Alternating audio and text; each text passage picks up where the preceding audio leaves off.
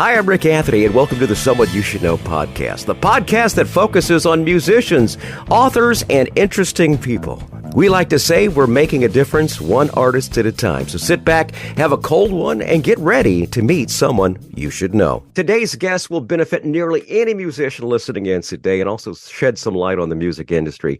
He has a fabulous podcast show and also YouTube channel that I subscribe to called Everyone Loves Guitar. Will you please welcome the host of that show, Mr. Craig Garber. Craig, welcome aboard.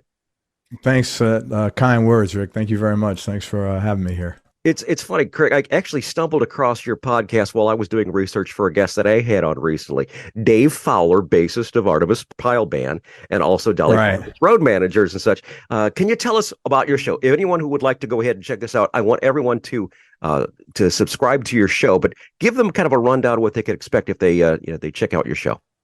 Sure. Well, I interview mostly guitar players, but musicians and artists. 80% of my guests are guitar players. The other 20% are drummers, artists, very successful insiders like producers, engineers, and I've had a couple of authors on the show, books I've read that I've really enjoyed. But it's a music show, and we talk about how you got. It's not a gear show. We talk about how did you get from point A to point B in your life.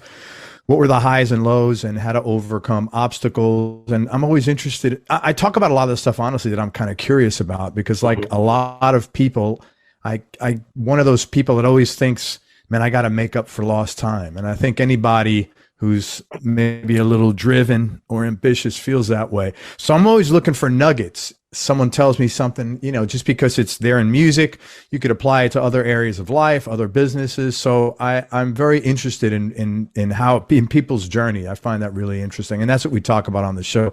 And I've been really fortunate. I've had close to 900 guests in the last 5 years. And the show has given me a lot more joy than I ever could have imagined and a lot more personal growth. I've made a small handful of very close friends from it. And it's just been a blast. I agree with you totally.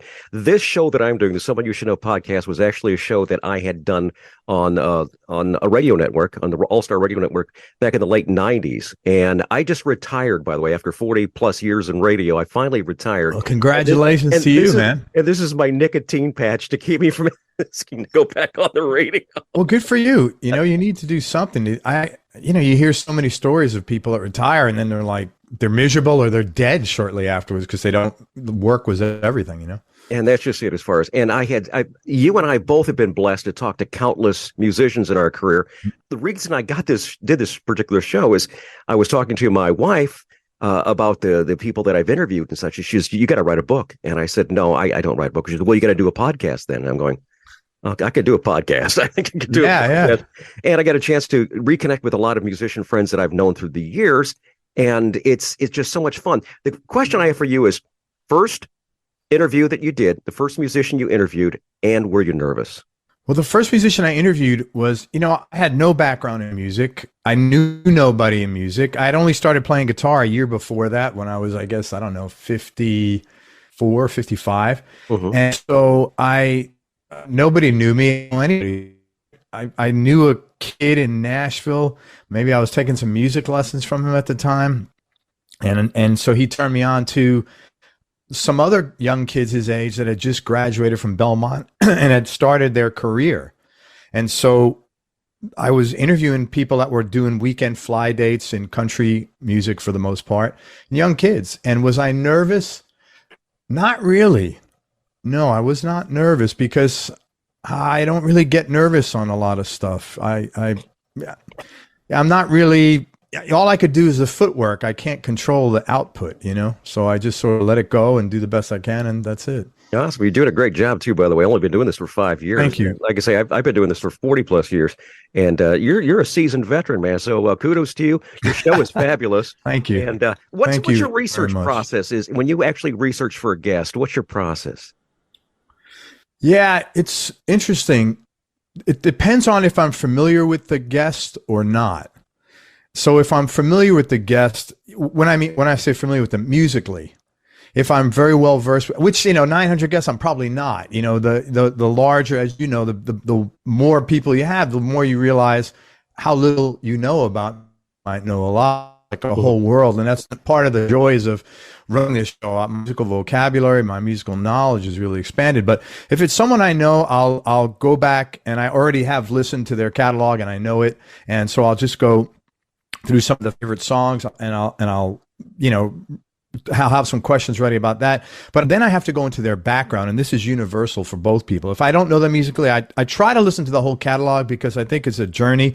When you listen to some first album and fifth album, there's a growth pattern there, and sometimes the music changes. And that's always an interesting question to discuss with them. Like, hey, between your first album and your fifth record, you really changed up in a couple of different ways. So that's interesting. But the other part of it is their personal who they are personally. Mm-hmm. So I try to listen to other interviews. I'll try to get a bio from them and just do some research on the internet, just some common sense stuff. But I don't look for, I try not to ask the questions that everybody else is asking. Right. Like, who influenced you?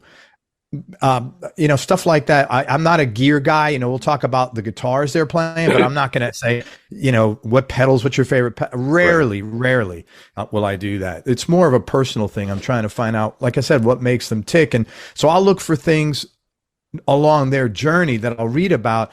It might be something like, hey, when you were in high school, you were in a serious car accident with a friend of yours. Mm-hmm. How did that, and it was really, your friend passed or whatever. How did that impact you? And how did that impact you musically?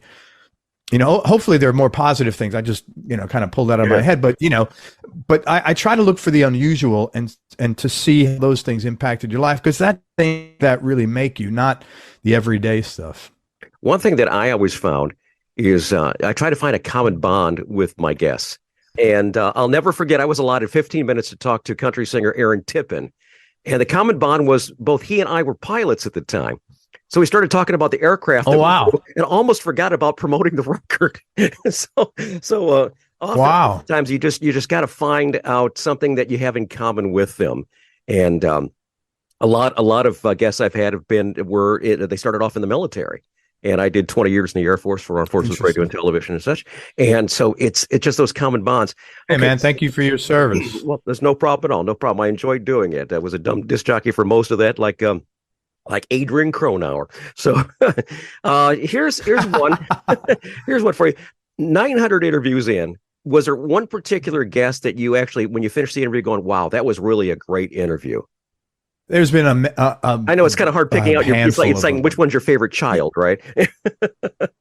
Yeah, I mean, when I've done so many, it's not limited to, and there's a handful of, I have kind of a list, because that's the number one question I get. And it probably is for you as well, or was when you were, in radio. Mm-hmm.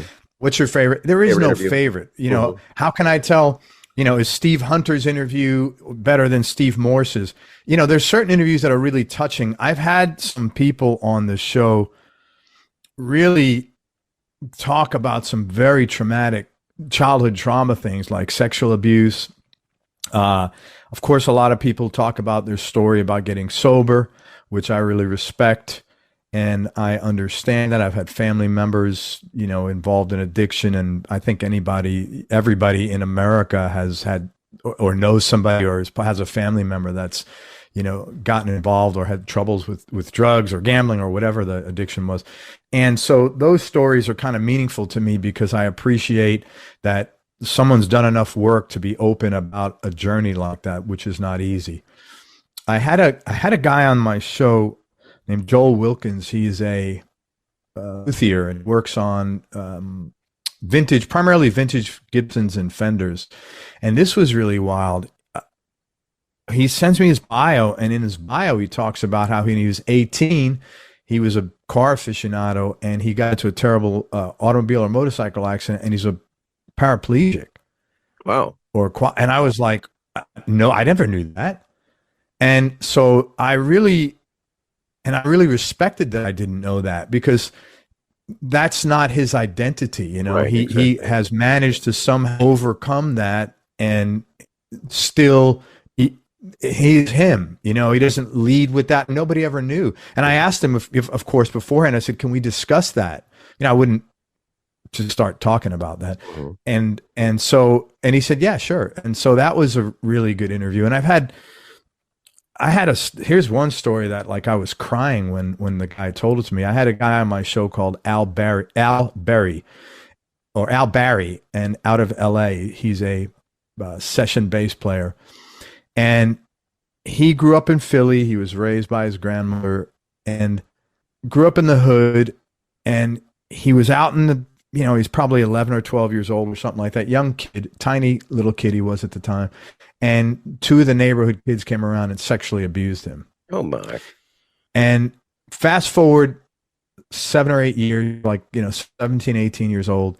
He's on the bus, public transportation. At that time, his life was going great. He had a girlfriend. He had been working out. He was bigger, stronger, and everything was going well for him. Well, he's sitting on the bus. Guy gets on the bus, sits down 3 seats ahead of him. It's one of his abusers from back, 7 or 8 years ago. Dude. Right. And I said to him, how did you restrain yourself from just like killing that guy? And I couldn't believe his answer. First of all, he said, well, Craig, I think he said the guy's mom had been a lesbian. And in the black community back in that day, to be gay or lesbian wasn't particularly cool. So he actually had empathy for the guy growing up with a mom who was a lesbian in that community at that time. And the other thing he said, and I'll never forget this as long as I live, he said, I knew if I did something, Craig, how could I ever get that stain off of my life? Oh, that's very. And I was just blown away by the grace he had. 18. I mean, that's a special person, that has some, Steve Hunter from Alice Cooper's band is a phenomenal guitar player. He's going blind.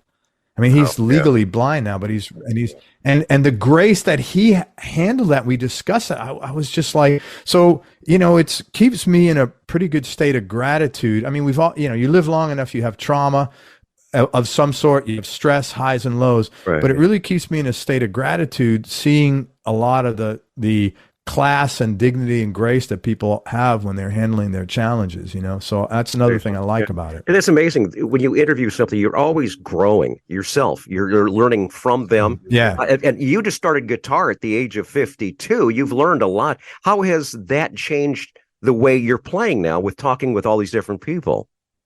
Well, one thing I have to do, I'm forced to do it now. My music teacher, who is great, just took a full-time gig, and so he can't teach anymore. And so he's been telling me I need to go out and play with other people. And I know that because I was a musician. I was a kid. I played saxophone. That's how I grew. And I've talked to all my guests, and they're all like, you got to get out and play. So now I'm forced to get out and play people. So that's my goal in the next few months, to just meet a few guys locally and get together and play with them, because I know I'll grow infinitely more as a musician instead of sitting here at my desk playing. Now, you've been doing this for 5 years. Obviously, you did this during the pandemic. What was your takeaway from the musicians that you interviewed during the pandemic? I know everyone that I talked to was like, I never thought we'd get through this. I didn't know if I was ever going to do a live performance ever again. Yeah, but most of them that I've talked to, they all said that, and that's totally understood. I mean, I think everybody in the business was kind of wondering the hell was going to go on, but most of the guys I spoke to were like, you know what, man, I really enjoyed the break. I had been on the road for 45 years nonstop, or whatever, and I connected with my wife, or I connected with my husband or my partner, and I just got my life back together. And I almost universally, that everybody said, in a bad situation, we made chicken salad out of chicken shit, kind of, That's very good. That's very good.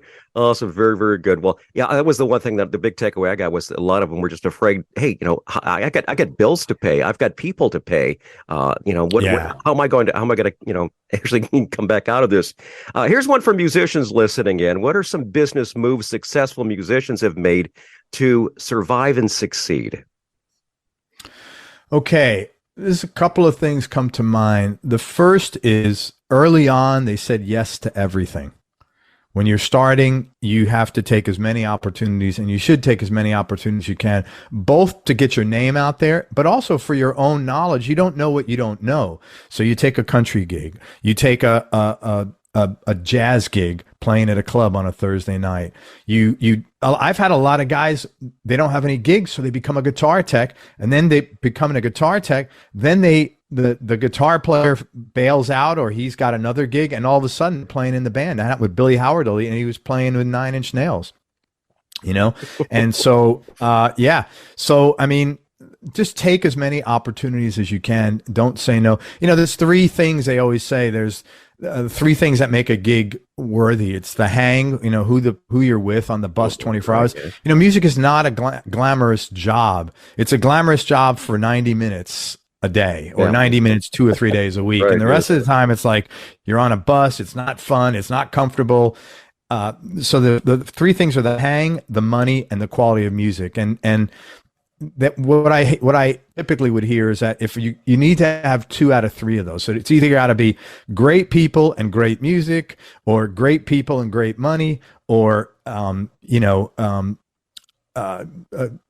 great money and great great music. Yeah, great money and great music. Yeah, not such great people, but usually hang is pretty important especially if it's a traveling gig. If you're miserable on the bus, it's not going to last long. Absolutely. You started talking about something in my 40+ year radio career. I surely knew that I didn't get into radio for the money. It was out of passion and out of love. So explain to musicians why money just sometimes isn't all that important.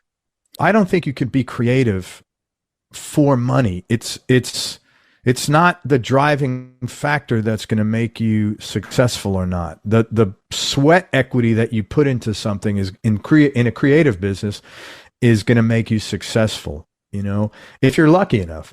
And I would extend that to everything. I think that you can't listen, I'll be honest with you. I've done a lot of different things. I've been an entrepreneur for quite a long time.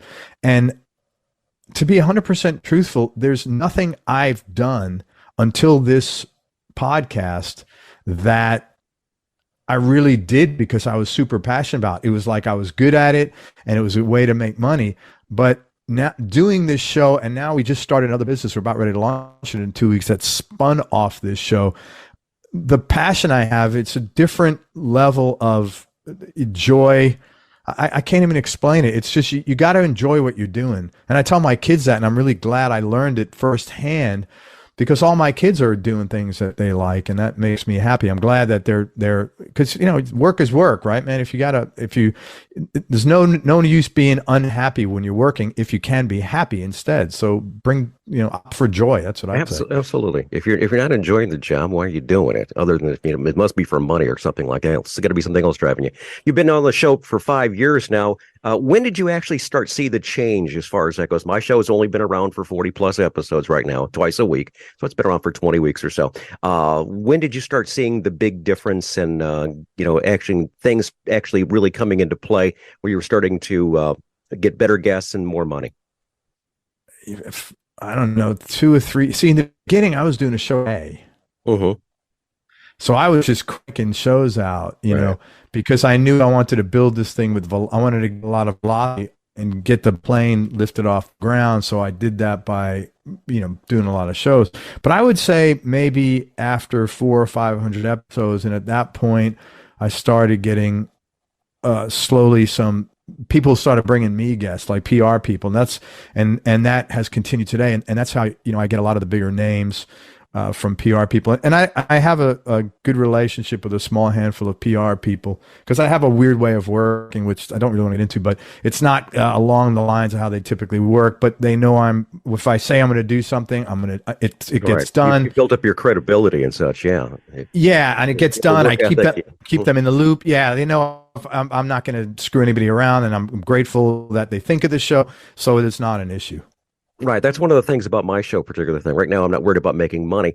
My goal, the actual motto of the show, is making a difference one artist at a time. I'm here to help them grow. And, they say, well, what can we do for you? Just share it. That's all I ask. Just share it with family, friends, and family. And I'm happy with that right now at this point, because I know it'll grow. The good Lord will bless it at some point. Sure. One question I have for you is, since you have been touring out and since you've been doing a lot of interviews and such, every once in a while, things don't go as planned. The next thing we've got is called Tales from the Road. These are those infamous stories, infamous road stories, normally for performers who are on the road. Yeah. Anything come to mind where things just didn't, like an interview you had or something like that, where like technically things went bad, or you were maybe playing out or something like that, and you got the wrong address to the gig or something like that? Anything like that stand out? A couple of things come to mind. Can I curse on here? Yeah, go ahead. First of all, I got to say the asshole ratio is pretty low. Like 900 interviews, I don't think there's more than like 8 or 9 episodes that I was like thrilled when we got off the call. Oh, yeah. That's a phenomenally low ratio. Mm-hmm. I had a guy one time, and I shouldn't have had him on my show, and I did. And that goes to show you when you do when you're not being sincere, it's not gonna work. And there was no dialogue. It was like I would ask a question and then he's off and running. I asked maybe 2 or 3 questions, and that tends to happen. That there's just certain people that's their pattern of how they are. For me, it's like one every 175 to 200 episodes. Well, so I've had like 4. Very lucky. 4, Yeah, very lucky. yeah, I've had like 4 or 5 people like that. So, but this guy was just, and he was so boring. And I didn't sleep well the night before. Mm-hmm. And it was a late interview. I don't do those late interviews anymore. I say late. It was like 3 o'clock in the afternoon. It's not late, 3 o'clock Eastern, but I'm up at 6 and I'm in the gym at like 7:30. Yeah. So I don't want to be. Anyway, I mean, I'm in good shape and I can give you a lot of energy, but I want to really, really focus on an interview. It was too late, and he was so boring. I caught myself doing one of those, like, when you're on the bus or something, and I was like, oh my God, that's so embarrassing. So that happened. And then another time, another thing happened. I was on a call with Valentine. This is embarrassing. This is what happens. This is another thing I've noticed I forget the names of my guests. So I'm just going to look real quick here because I don't want to, yeah, it's not a problem. Yeah. James Valentine from Maroon. Sorry, I couldn't think of his James's first name. So I'm on all of a sudden I live in Tampa. We get this massive thunderstorm, kapow. And at the time, the audio recording system I was using, for something to happen, it wasn't the kind of system that it recorded as you go along. Mm-hmm. It would, once you ended, then it would do a batch recording of the whole thing. So it ended, everything shut down, and I lost it. So I had so it's like we had an hour, and he's a lovely guy, a really sweet guy. So we come back on. I said, James, I lost everything. If you're okay, and I would love to do this over with you. I said, if you don't want to do it, I get it. It's totally cool. I said, but if you are, I'd like to do it over with you. And I'd like to suggest we wait like 6 weeks so that it's kind of fresh again, instead of doing it like tomorrow, which is going to be really miserable for you, especially. And he was really cool. He said, yeah, absolutely. Yeah. So we did it. So those were 2, but I really haven't had major like stuff go haywire. I've been really fortunate. Right. We've had power outages the days in between, which happens from time to time as far as that goes, because it gets windy up here. We're outside of Chicagoland. They say the windy city. Okay. We're close to that. Yeah. As far as, finding interviews where things didn't go right as well. One of the interviews, I was so looking forward to interviewing the late comedian Gallagher, because I had seen his performances and such. But when I got him on the show, he did not want to talk about the Sledge-O-Matic. He did not want to talk about any of the things. He was there to promote one thing and one thing only, and that was about something that was going on in Las Vegas that he was working on. It had nothing to do with the comedy business. It was an idea that he had that he was developing with some entrepreneurs in Las Vegas. That's the only thing he wanted to talk about. He didn't want to talk about comedy. He didn't want to talk about, like I said, Sledge-O-Matic. He didn't want to talk about his career. He just wanted to talk about that. So it's like, why am I doing this? Yeah. I probably wouldn't have done. And I've had interviews where people say, I'm only talking about this. Or the thing that I have once in a blue moon is that I got this big artist, but you've got 20 minutes. And I said, listen, I really appreciate it. It's just not a fit. It's not what I do. I totally get it. And I don't want to come across as disrespectful. This was really cool though. Robin Trower, the guitar player. Yeah. Mm-hmm. One of my all-time, one of my all-time heroes. I've seen him in concert 3 times with my son, my older son. He's just, I've been listening to him for 50 years. And they his person reached out to me and said, "Hey, would you interested in having Robin Trower?" I'm so interested. Are you kidding me? I would, whatever I need to do. Move the planets for that. Yeah. And they said, "Great, we'll give you 15 minutes." I'm like, "Listen, I said, I don't mean to be disrespectful. That's not my show. I cannot do anything in 15 minutes." Mm-hmm. I said, "Is there any way you can get more time?"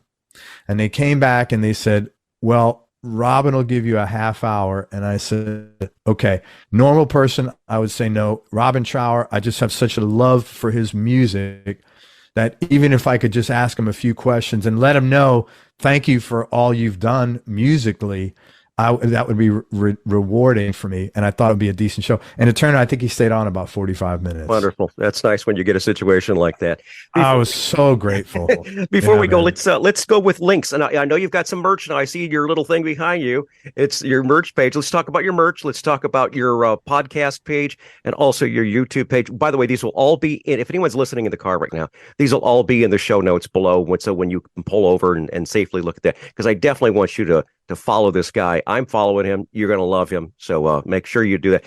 Give us your links. Well, thanks, Rick. First, I just want to talk about this new business that we have. If you are a musician and you're trying to figure out how to make it in the music industry, check out this free video training we have. It's called Where the Money's Hiding in the Music Business in 2023. And you can find that at Music Reboot, REBOOT.com.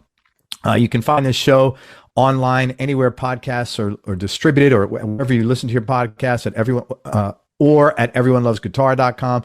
And the YouTube channel is youtube.com/@everyonelovesguitar. That's what they have this new thing now. It's @everyonelovesguitar. Right. Yeah. And also merch at guitarmerch.com. In fact, we just right behind him. Look over his shoulder. It's right there. There you go. We just gotten designing a new logo with the new t-shirts and stuff. I don't know, in the next month or so, probably 3 weeks. So awesome. So thank you for that. So very glad to have you on the show, man. And thank you, man. This all happened.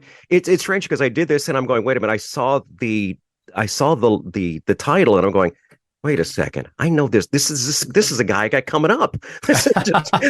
So the planets were aligning. So it's the planets were aligning. So I guess it was inevitable I was going to have you on the show, because this is just an absolute treat to have you, especially someone who's got a very similar background as far as interviewing guests and such like that. And someone else who's got a podcast, because, hey, my show has been going on for 45 plus episodes or so. And, I'm very happy with what it's doing. I'd love to see it grow. You don't try to run someone else's race. And no, I'm not in my life at all. I'm really at a good place in my life where, I got this from a guy who was on my show and who became a very close friend of mine. He said, don't be part of the results committee.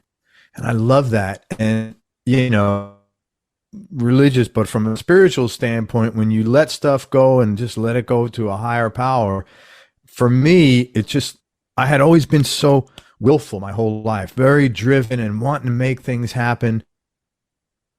I'm still wanting things to work out, but I'm not attached. I'm not part of the results committee anymore. And in letting that go and just doing the footwork, it really brought me so much peace and so much freedom in my whole life. So no, I don't. I'm just doing my thing, what I like. I hope, Pete, if you don't, it's okay. A lot of choices to listen to. I'm grateful for someone who gives me their time and, just that's having cool. fun. Yeah, as far as I totally agree with you. Anyone who's listening in, give this guy a little love. Thank you for loving my show. I do appreciate that. Thank I love you. his show as well too. And once again, man, I really appreciate you being on the show, Craig. Thanks so much for everything. Thanks for having me on the show, and best of luck to you. Your show's going to do great. Hi, this is Rick Anthony, thanking you again for listening to this episode of Someone You Should Know. Now, if you're an aspiring musician or an established musician that's looking for a little exposure, I invite you to drop us a line at someoneyoushouldknowpodcast@gmail.com. That's someoneyoushouldknowpodcast@gmail.com. Also, I invite you to tell a friend about the Someone You Should Know podcast. I thank you for tuning in this time, and I invite you to check us out next time on the Someone You Should Know podcast, because you never know who's going to show up. Until next time, remember, God loves you, and so do I.